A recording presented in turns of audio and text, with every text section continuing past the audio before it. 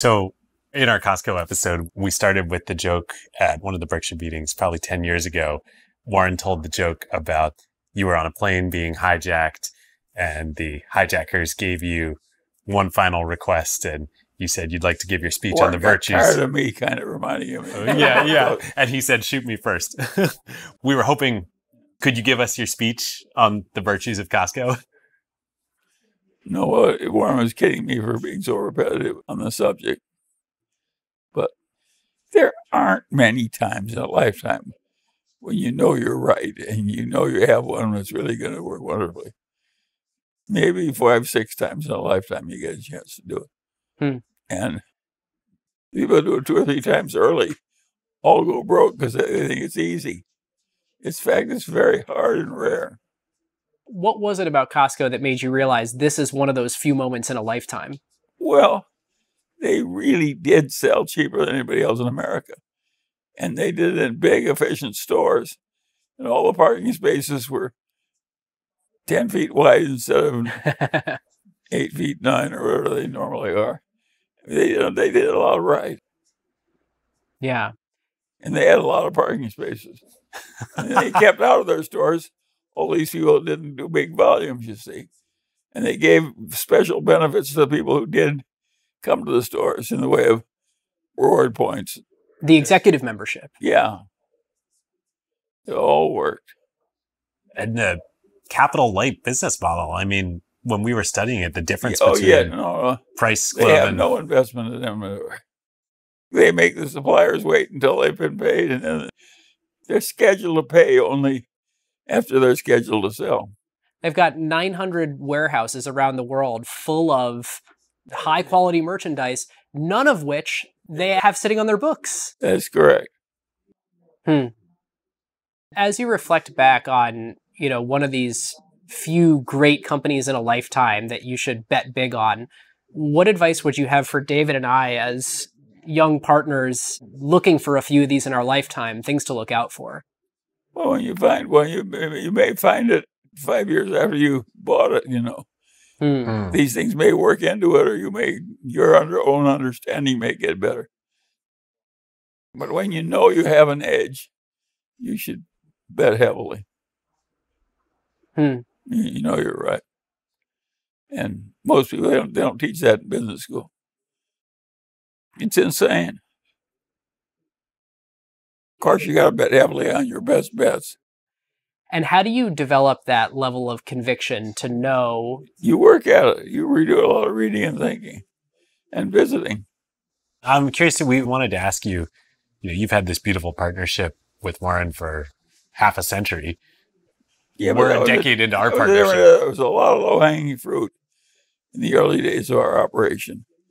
You don't have any low-hanging fruit that is easy to recognize. You mean in investment opportunities? Yeah, that's right. But your relationship with Warren, how have you... Well, we were both some kind of similar, and we both wanted to keep our family safe and take a good job for our investors and so on. We had similar attitudes. Yeah. Did it change over the decades? No, Warren still cares more about the safety of his Berkshire shareholders than he cares about anything else. If we used a little bit more leverage throughout, we'd have 3 times as much now. And it wouldn't have been that much more risk either. And we never wanted to give them at least chance of screwing up our basic shareholder position. If you had used more leverage, do you think there's some chance that... We would have done a little better, sure. Do you think there's some chance that it wouldn't exist at all, that it would have cost you the franchise? No, I think it would have worked fine. Back to the point on partnership, David and I are coming up on 10 years as partners in this podcast we do together. Different than the investing business, but a compounding one nonetheless. After a 50-year partnership with Warren, what advice would you have for us interpersonally to make for an enduring partnership? Well, it helps if you like one another and enjoy working together. We do. Yeah. But I don't think there's any one formula. A lot of partnerships that work well for a long time happen because one's good at one thing and one's good at another. And they just naturally divide it. And each one likes what he's doing. Now, in Costco's case, they had Jeff Brotman, who's very smart, but not a retailer, and Jim Senegal, and they divided it up. And they had originally agreed that Brotman would be the chairman and CEO, because he was his idea, he founded the whole thing. But Senegal decided, no, I have to be the CEO. So it was a big, unfortunate board meeting, a big internal struggle. And Brotman moved aside. Was that after you joined the board? No, before. Do you think you and Warren not living in the same city helped your partnership last so long? Well, it may have helped. But Warren has very close relations with all those people that have lunch every Saturday at Berkshire headquarters. It isn't like he doesn't have a little coterie of people there who are kind of pals from the ground up. Do you think it helps that when you do spend the time together, it's special rather than being common? Well, of course, we used to spend a lot of time together when we were young because we didn't have that much to do. Now we've got more to do, and it's just the other minutiae of life. So it's different. Yeah. One of the issues I think in investing right now, you mentioned it about venture capital, but I think it's true everywhere. It's like there's just so much capital and so much competition. We're so far removed from the cigar butt era. We're in the opposite of the cigar butt era these days. Are there opportunities out there? Somebody will find a few things, but it gets harder and harder. I would argue one of the easiest ones was when they decided, a little group around Home Depot, they would copy the Costco model in home improvements. And that was basically a good idea. And think of the money they made doing it. Yeah. Bernie Marcus. Yeah. It was a direct copy of Costco. Do you think there are more opportunities to copy Costco? Well, there was another one at Costco. Floor and Decor is the current imitator. And it's in vinyl, wood imitating vinyl flooring. They're running a Costco model. Huh. And they keep adding miscellaneous stuff to it, too. It's the miscellaneous stuff that'll eventually kill you, though. Well, it would be simpler if it was all floor. Yeah, it's like the vertical. Home Depot worked so well. But I don't know that it was totally obvious. Like part of the appeal of Costco was it was horizontal. It was everything. Consumers could come, they could make a trip, bring their big wagon, bring their big truck. Home Depot's the same. They copied everything.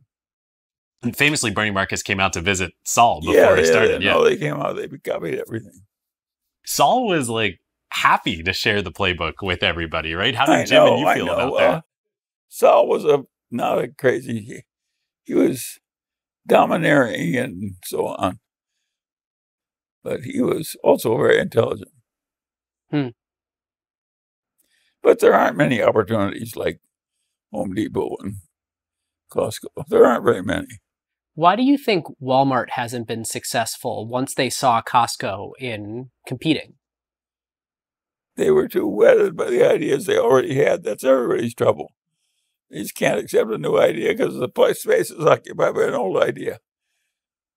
They got in the habit of getting the real estate practically for nothing because they went in little towns where nothing was valuable. So their occupancy costs were like zero, and they knew how to make big, efficient stores. That was their formula. So it offended them to go against the rich suburbs and have to pay up for the good locations. And Costco just specialized in the good locations where the rich people lived. And Walmart just let them do it year after year. It was a terrible mistake. I studied another company recently, Nike. That's a was very surprising different to me. company. Yeah, did you ever look at That's it? a style company. Well, of course, I've looked at it, but I don't like style companies. Too fad-driven?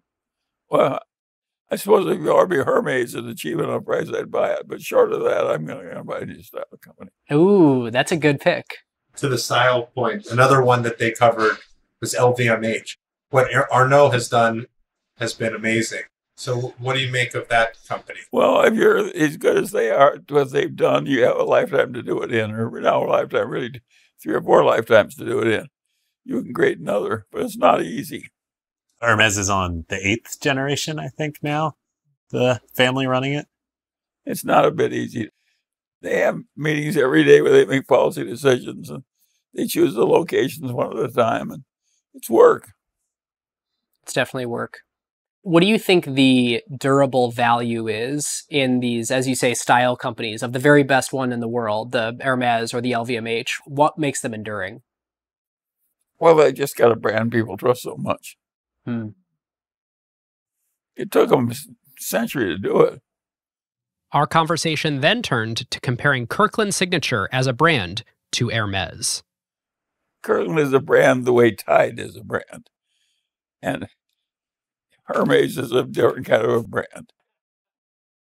Yeah, Ferrari doesn't make detergent. No. We've spent a lot of time studying these brands. How do you look at the value of a brand? Well, it's hard for us not to love brands since we were lucky enough to buy the Seas candy for $20 million as our first acquisition. And we found out fairly quickly that we could raise the price every year by 10% and nobody cared.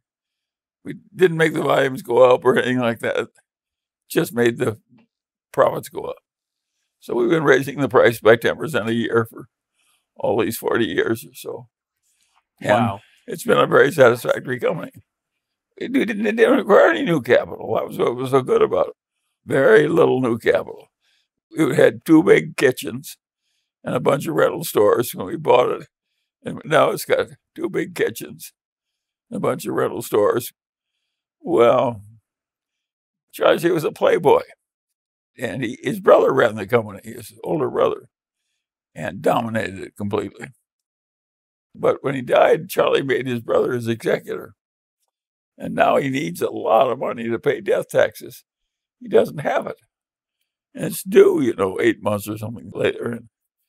And so they really wanted to sell so they could pay the death taxes. And it was only making $4 million pre-tax when we bought it. And so that buying opportunity only came about because the family needed liquidity to pay the death taxes. That's right. We only found out about it because Charlie C. was on this cruise to Hawaii or something with this guy who was a client of an investment counselor that also worked for Blue Chip Stamps, which was the company that bought it. And anyway, that's how we found out about it. We paid that guy a finder's fee even. We've never paid 1 cent. He always says that so it was worth it. Of course, but you don't want to have a reputation for paying finder's fees. Everybody in the world will be bothering you all day long. So what do you think? So there are categories like C's or like Hermes where brands lead to pricing power. I think your chances of buying one of them is so low I wouldn't even look. I only believe in looking at things that I might find. You're not going to get a chance to buy Hermes. No curiosity without a return. Wasting your time. Yeah. But why do you think there are extremely well-known brands in other categories, maybe packaged food or something, where there are a lot of professional investors that buy nothing but branded goods, and the one they usually start with is Nestle, and they just fill it up. They've done 2 or 3 points better than average, but it's not a bonanza. After that, our conversation turned to Kraft Heinz and why Heinz is able to have pricing power while Kraft is not. It was very interesting. There's something about the flavor of ketchup on a goddamn fried potato. People are really willing to change brands over. They want Heinz. And so we could raise the price of Heinz pretty much. Hey, but you try to raise the Kraft cheese, and everybody goes in rebellion, including the final customer of the housewife. They don't care that much about whether the cheese is Kraft or not. Why do you think that is? That some... Well, they want the sauce flavor. It's happened elsewhere. In Korea, one guy, a Chinese guy, controls all the sauces. Every single major sauce he controls at least 95% of. And it's because sauces have such a particular flavor that no one can imitate the trade secret? Yeah. Huh. And that gives pricing power. People power. get used to it, and they like it. Is that Coca-Cola as well? Yeah, sure. Charlie, I'm curious, At age 99, what is something that you believe today that 70-year-old Charlie would have disagreed with? I think I knew when I was 70 that it was plenty hard, but it is just so hard. I know how hard it is now. And all these people who are getting this 2 and 20 or 3 and 30 or whatever, they all talk as though it was easy, and they get to believing their own bullshit. And of course, it's not a bit easy. It's very hard. If you were back 30 or 40 years old again today, would you decide to go into the investment business again? Well, probably because it suits my nature. But I didn't really enjoy the 3 and 30 business. Once I had enough money of my own, I'd rather just operate with my own money. That is a much better way of doing it than because of the being forced freedom? to sell, being forced to deal with investment bankers, be forced to deal with investment consultants, be forced to deal with venture capital. The hell with them. Who wants to, you don't want to need other people. The point of getting rich is so you don't have to need other, you don't have to get along with other people. Charlie, if you started with Warren today and you're both 30 years old, do you think you guys would build anything close to what Berkshire is today? The answer to that is no, we wouldn't. We had everybody that has an unusually good result. Almost everything has 3 things. They're very intelligent, they worked very hard, and they were very lucky. It takes all 3 to get them on this list of the super successful. How can you arrange to have 2 or 3 instances of good luck? The answer is you can start early and keep trying a long time, and maybe you'll get 1 or 2. If you were starting again today, do you think insurance would still be the vehicle? It depends on your temperament. Insurance would be ideal for a certain kind of a temperament. And it takes a very patient person to get rich in insurance. It takes forever to get anything, and it takes forever to push anybody aside. It's very hard to make money. I've heard you say, as soon as you're wealthy enough to self-insure, you should. Is there any insurance? Well, that's about practically everything. Think of all the crumb bums of the world that drink too much and then file big claims with the insurance company when the place gets on fire or something. Why would you want to pay your share of their stupidity? Not to mention the overhead. Of course, the insurance company needs to pay all the people that work there. Yeah. No, it's crazy. Is there any insurance that you carry today? I carry no fire insurance anywhere. Do you carry auto insurance? Yeah, I have to. Well, you're legally. Yeah. Yes. I don't know. Charlie could. No, I have to, and I do. I'm curious, being that since these guys are very tech focused, I'm curious, not being a tech person, how did you think about the Apple investment, and what gave you the conviction to be so big? What everybody's learned is that everybody needs some significant participation in the 12 companies that do better than everybody else. And you need 2 or 3 of them at least. And if you have that mindset, Apple was the logical candidate to be on the list for which you're going to select your companies. And it's not very hard to come up with the idea that it may be okay. Making the list doesn't sound too hard. In fact, there are these acronyms, FANG or MAMA, Microsoft, Apple, Google, Facebook. But selecting the one and putting hundreds of billions of dollars into it. We didn't put hundreds of billions. We put tens of 50 billions. billion into it. To create hundreds of billions of value, that to me sounds hard, to pick the one. How did you guys pick the one? We couldn't find anything else. Was it valuation or? Yeah, it got cheap. It got it to about 10 times earnings and more than bought in. 2015, I believe, was the first. Yeah. It's fascinating to me, this concept of, if you look at distressed debt, or you look at, I think Warren in the last Berkshire letter pointed out, it's been a handful of really good decisions, or you look at venture capital that's classically power law distributed, any of these asset classes comes down to a few really good decisions with high conviction over an entire career. Yeah, that's exactly that's exactly the way it works.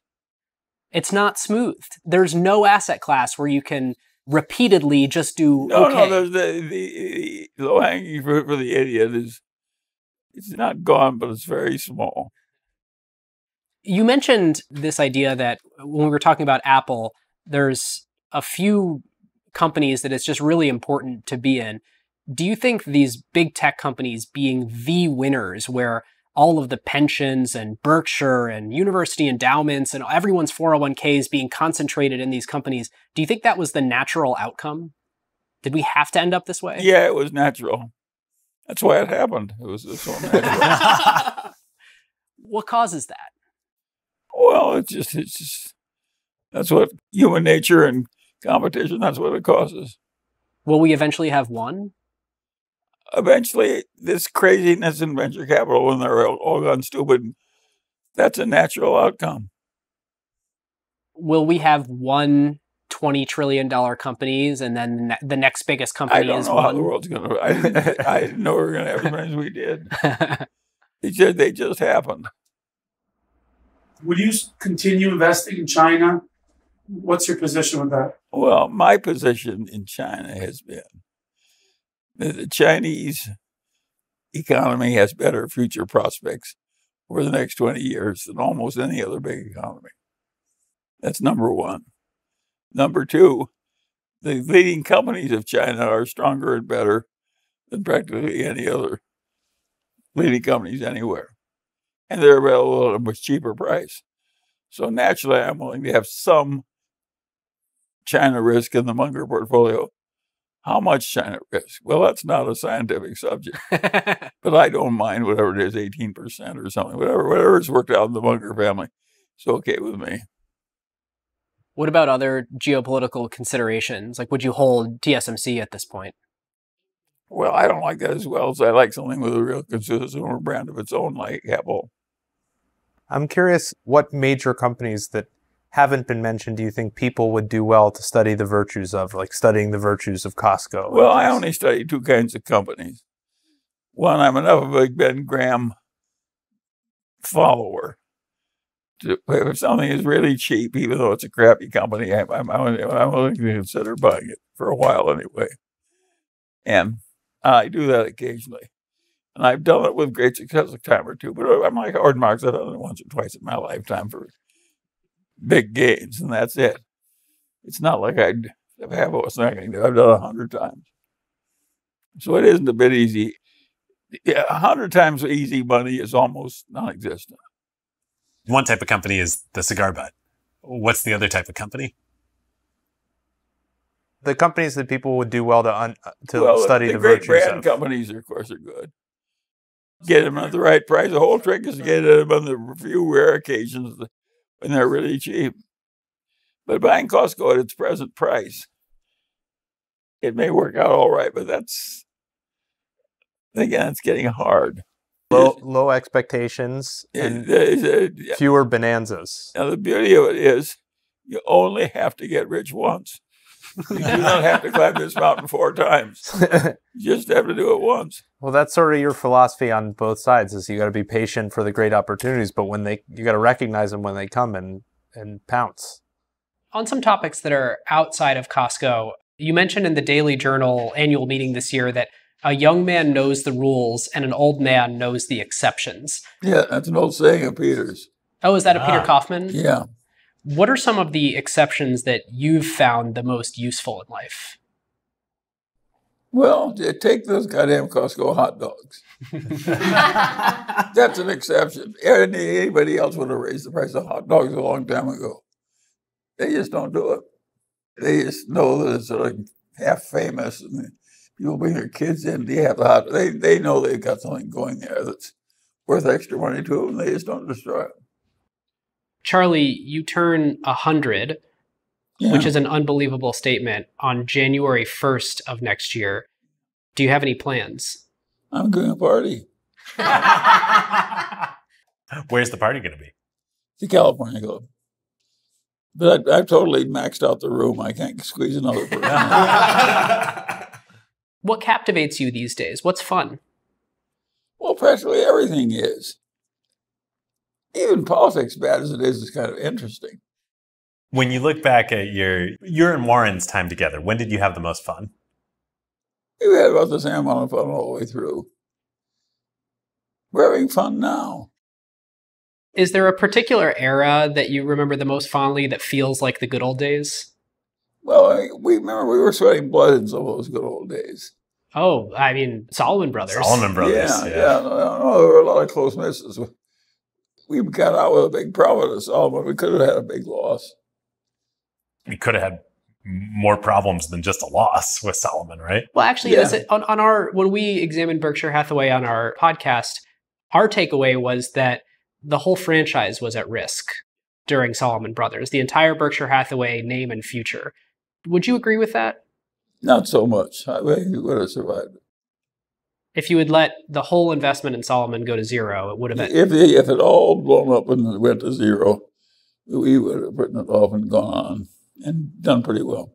Actually, do you still feel as that EBITDA is a criminal the way that you've demonized it in the past? Yeah, I do. I think so. You got a big truck company and take the depreciation out of the trucks, out of the earnings. You're been lying about the earnings.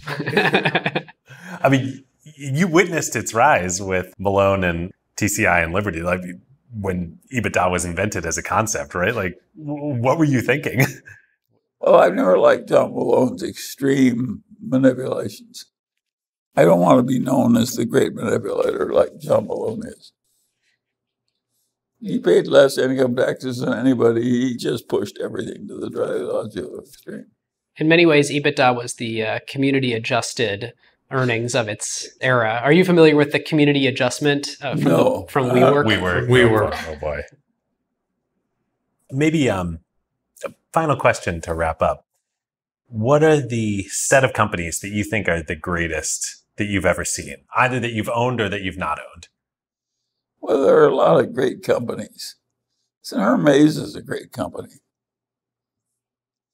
In its heyday, General Motors was a great company.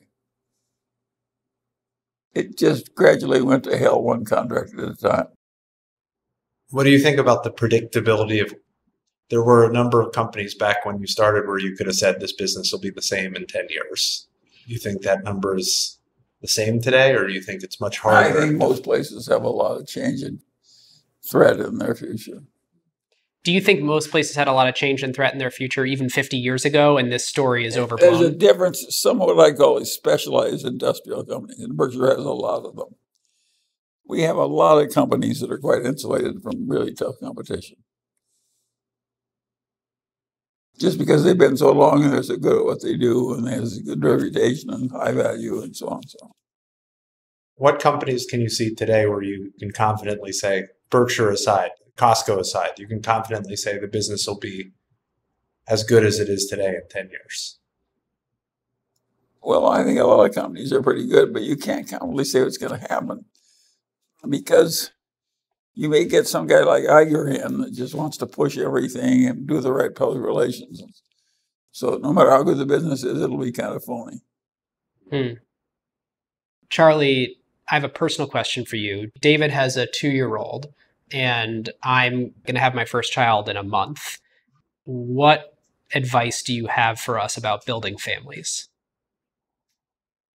Well, of course, you've got to get along with everybody. You got to help them through their tough times, and they help you and so forth. Yeah. But I think it's not as hard as it looks. I think half of the marriages in America work pretty damn well. And would have worked just as well if both had to marry somebody else, by the way. Well, you've said that the best way to have a great spouse is to deserve one. Yeah, and, sure. As long as both parties feel that way, then it's a recipe for success. Of course it is. And you got to have trust with your spouse when it gets to things like education of the children and so forth.